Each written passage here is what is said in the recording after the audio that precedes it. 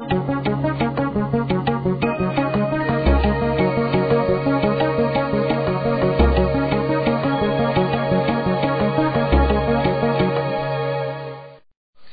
entitled the sermon for us today, and I say for us, is Living with the Romans. And now I want us to imagine living with the Romans because the letter written to the Romans was from the Apostle Paul, who hadn't arrived there yet, but he's writing to them in advance, and he's telling them how to live life. And in Romans chapter 12, oftentimes we refer to this as the Christian living chapter. And I even started to title it Christian Living. But I think there's a whole lot more to that than just Christian living. We're talking about living with the Romans. And what is important about that is Christian living is a lot easier if everybody's Christian. And it's a lot easier if every Christian that's Christian is actually acting Christian. So, but that is not life. That's not the reality of life, because the reality of life is that Christians act like Romans. They act like Greeks, and they act like, well, you know what they act like. We all fall into that snare from time to time. We can get into attitudes, problems, and difficulties that we have. So I've entitled that, Living with the Romans. And so when we begin to look at this in Romans chapter 12, and we're going to cover this whole chapter, obviously we could take weeks to cover the whole chapter, and we could cover every little part of that to a degree. But what we want to do today is cover it and kind of give us all an overview so that we can take it home, we can apply it to our lives, we can use it, we can find the hope, the encouragement, and the instruction for Christian living. So we begin here with the Apostle Paul, and mentioning, as Mac was mentioning even in his reading, that he talks about our being living sacrifices. Oftentimes when people sacrifices, they're anything but a living sacrifice. They're a sacrifice with a bad attitude. They're a sacrifice, well, I'll just kill myself kind of attitude, eat worms and die. But this is not the kind of sacrifice that we're called to be. We're called to be a living sacrifice, one that reflects Jesus. And as Jeanette was singing in her song, that even as Jesus was crucified above all, that he thought about us. Even in that sacrifice, that living sacrifice that was to become the total and complete sacrifice, which he was. Father, forgive them. They don't know what they do. Father, my mother, take care of her. This is what a living sacrifice, and this is not an easy job. This is not easy at all. And I want us to understand that. And that there are a lot of things for us to learn, and I think the Apostle Paul puts a lot of things in this particular letter in writing to them, because he recognized that their world was very, very difficult. To be a Christian in Rome is difficult. To be a Christian in our world also can be and is oftentimes very, very difficult. So therefore, we'll begin here in verse 1. Therefore, the Apostle Paul says, I urge you, brothers, in the view of God's mercy. Now, again, he wants us, every word that Paul uses is important. So when we consider God's mercy here, through that lens, to offer your bodies a living sacrifice, holy and pleasing to God. Now, when we think about being a living sacrifice, it must be holy and pleasing to God. Just being a sacrifice, as I mentioned, with a bad attitude, woe is me, is not what God wants. It's having the attitude, the understanding of what God is doing in our life. And as God leads us on the journey, we have to recognize our journey is one that he has begun. He is the author and the finisher of our faith. And that's why, brethren, we stop and think about it. We come here every week. We continue to be faithful to God.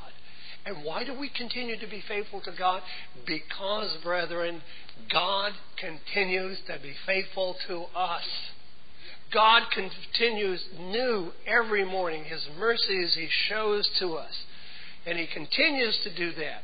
And our lesson that we learn from that is to continue to be faithful in return to him.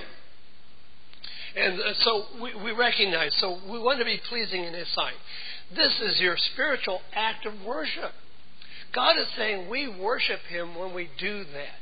And as we go through this, we're going to see, for example, and maybe take some lessons out of it, that when people, the Romans, irritate us, we still don't respond in a way that is not Christ-like.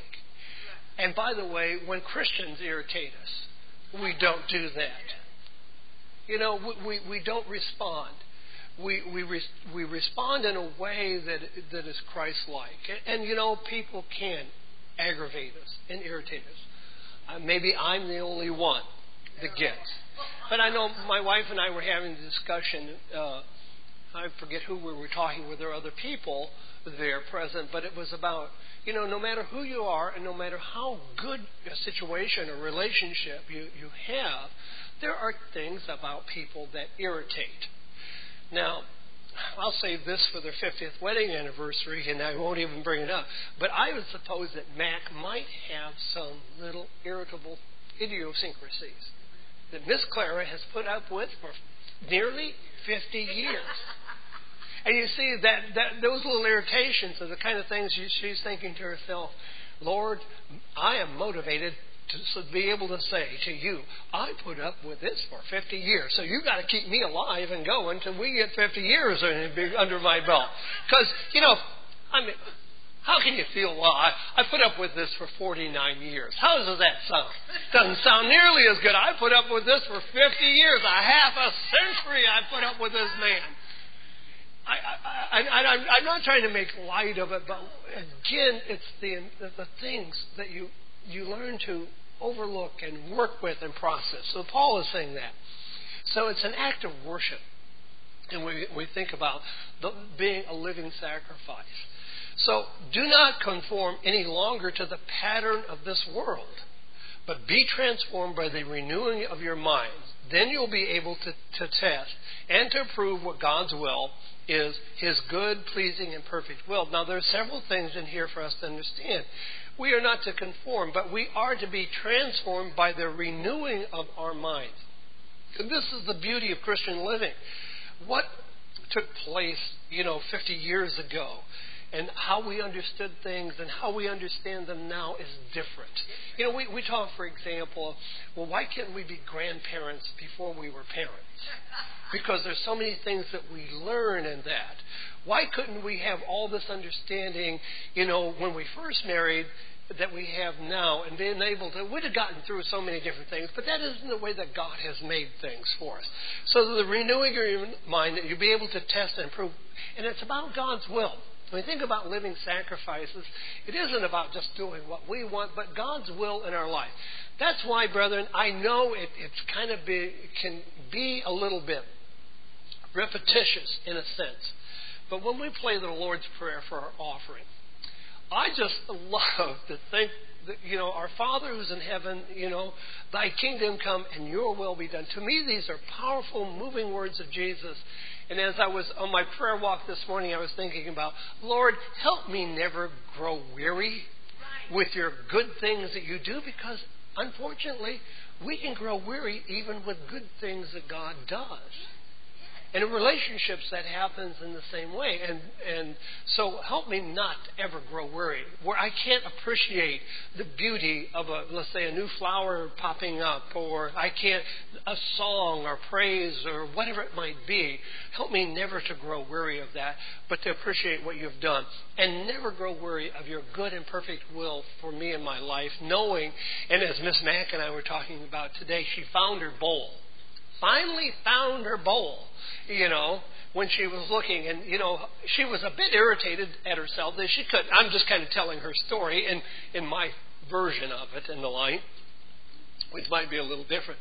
And I said, Miss Mack, it's kind of like this. Can you just imagine, you finally find it, God saying, now where did I put them? Feeling the blues today, or tired of life already? Do you have questions about life, or need spiritual advice? We can help. Log on to worldwidechurchofgod.com or wcgfairfield.blogspot.com and stay connected to reality.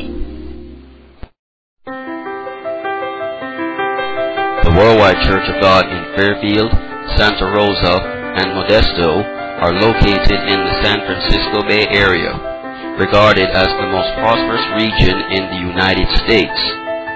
We believe Jesus Christ when he proclaimed in Matthew 6:24 that serving God is more important than serving mammon.